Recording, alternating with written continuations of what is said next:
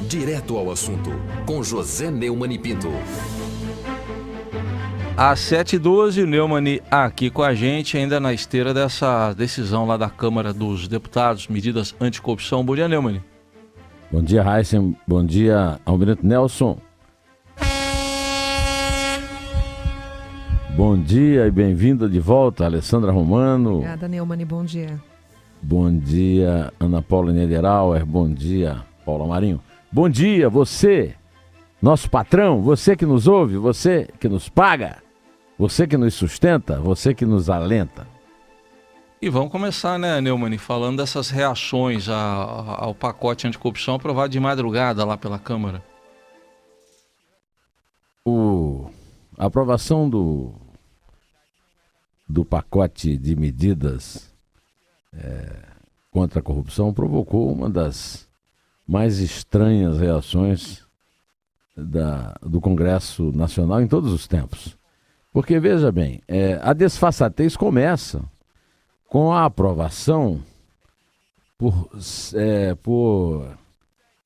451 a 1 do texto base, né? E 3 abstenções, ou seja, uma unanimidade na prática, com 4 exceções, uma mais do que as outras, né?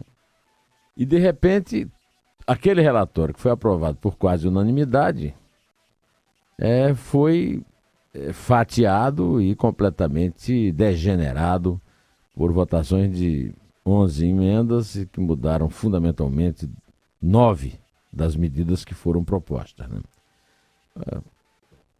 Algumas observações a fazer sobre essa votação das emendas. Em primeiro lugar,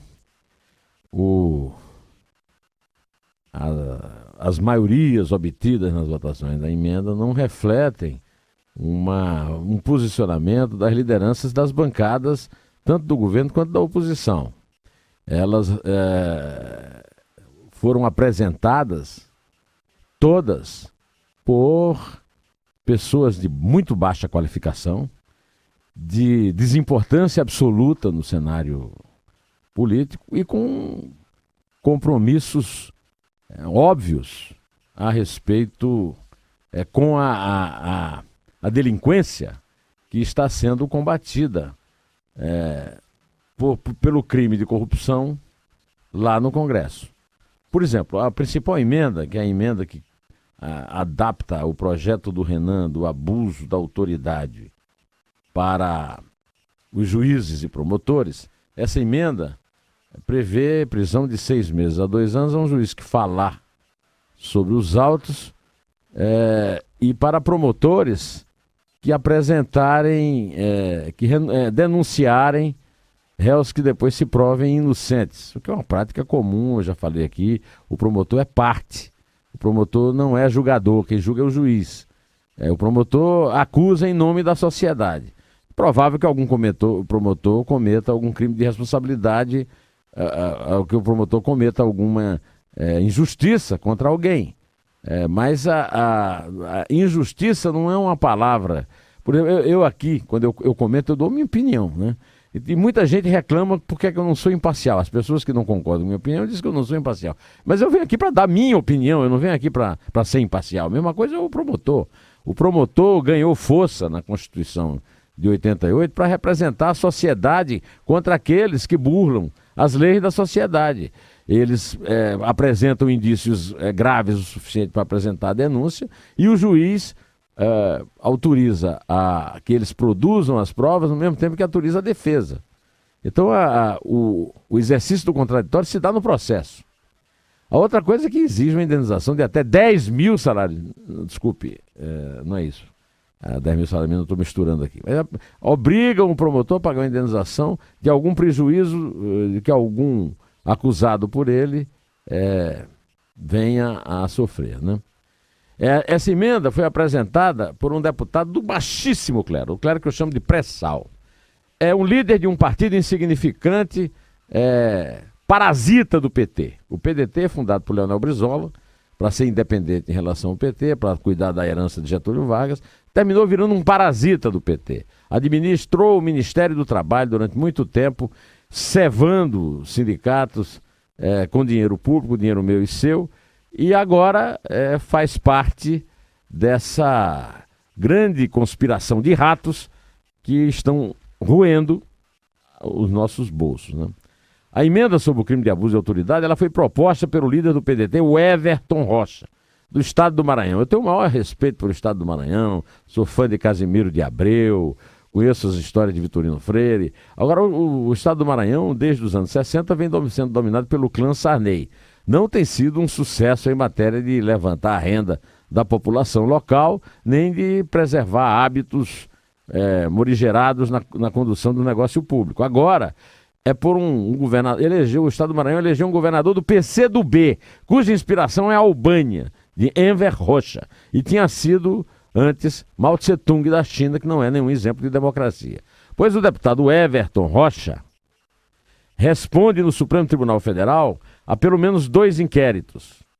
Um deles é referente a crimes de peculato, corrupção passiva e ativa, por suspeita de desvio de verba, quando o Rocha era o quê? Assessor do Ministério do Trabalho. No Ministério do Trabalho, a Dilma chegou a tentar fazer uma faxina demitindo o Carlos Lupe, que é o presidente do PDT, colocando o Brizola Neto, que tentou fazer uma limpeza, mas Dilma resistiu muito pouco nessa faxina e colocou lá um pau-mandado do Carlos Lupe, como também pau-mandado do Carlos Lupe esse tal de Everton, que tem nome de goleiro da seleção, medalha de ouro na Olimpíada, mesmo, né? Do Paraná, do xará dele, e ao mesmo tempo é um verdadeiro, uma barreira, né? É um paredão, né? O Lupe falou que era pesadão também, né? Lembra? Pois é. Era pesadão. O outro crime dele apura a lei das licitações. É um crime da lei das licitações quando ele era secretário de esporte no Maranhão.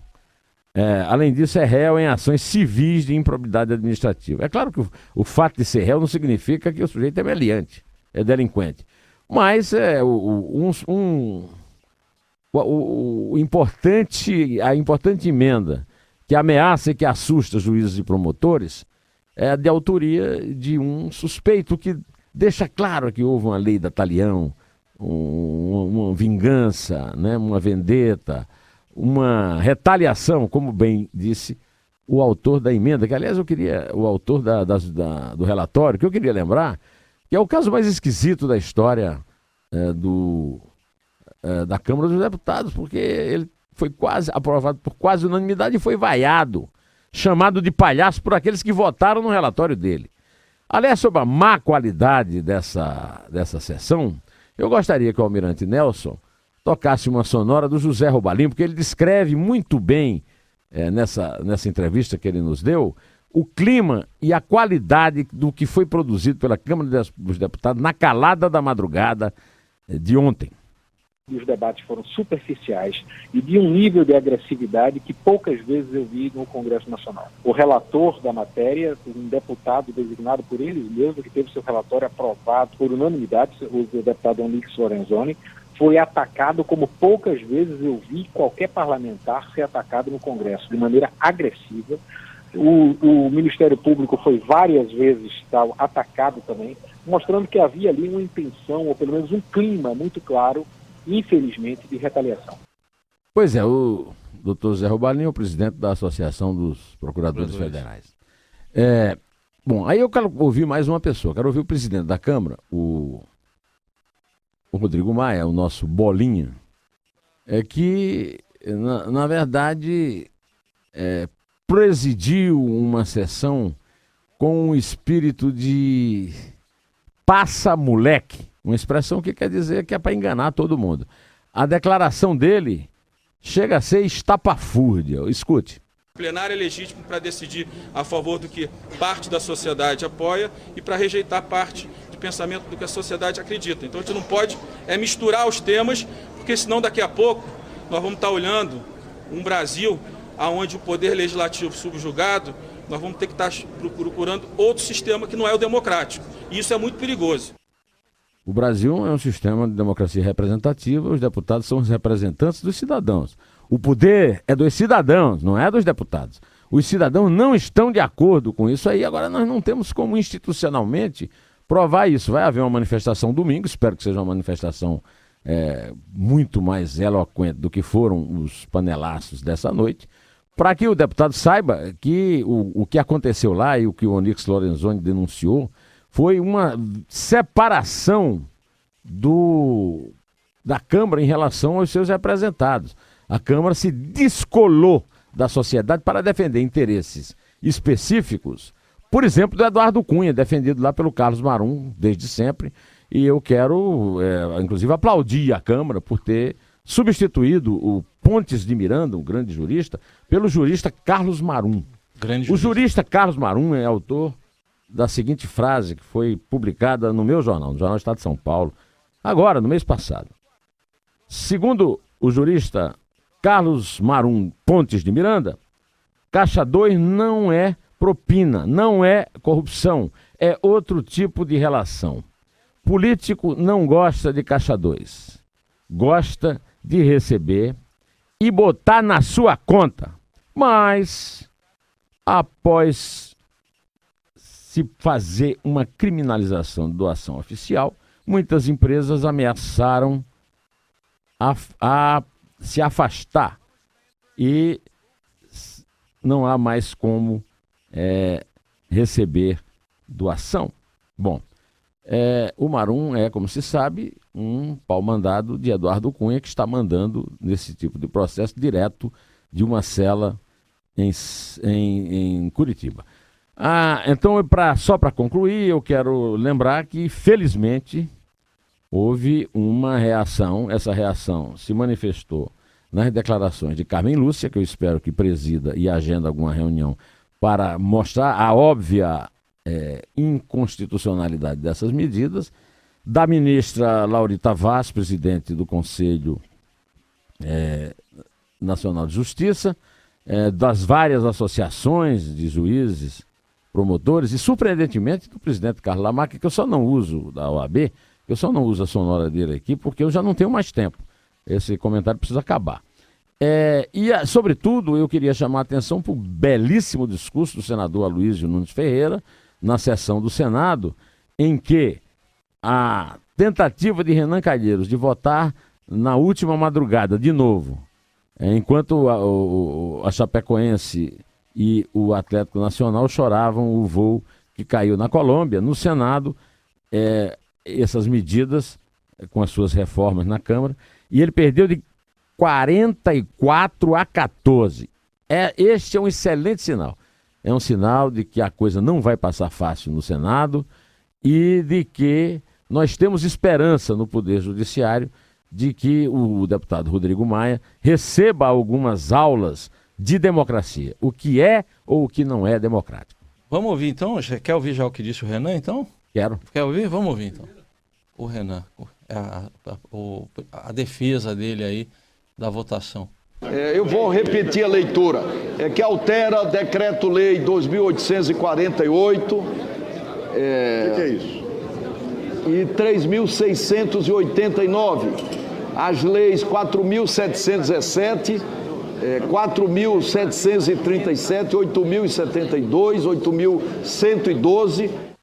Tá aí, ele não falava o que era, né, Neumann? Só depois que ele foi explicar o que era. Eu pedi que colocasse essa fala do Renan, porque ela demonstra a disfarçatez com que a coisa foi feita. Eu já falei na vaia no Onyx Lorenzoni, que foi aprovado por unanimidade. Esse é o maior passa-moleque da história, você aprovar por unanimidade um projeto e depois destruí-lo, fazendo exatamente o contrário. Um projeto que era para combater a corrupção, ele se transformou num projeto para combater o combate à corrupção. Um projeto contra juízes. O Renan é a prova disso, porque hoje ele pode vir a ser julgado no Supremo por um crime cometido em 2007 e que entrou no Supremo em 2009. Está há 7 anos lá amarrado e preso pelo foro privilegiado, pela prerrogativa de foro.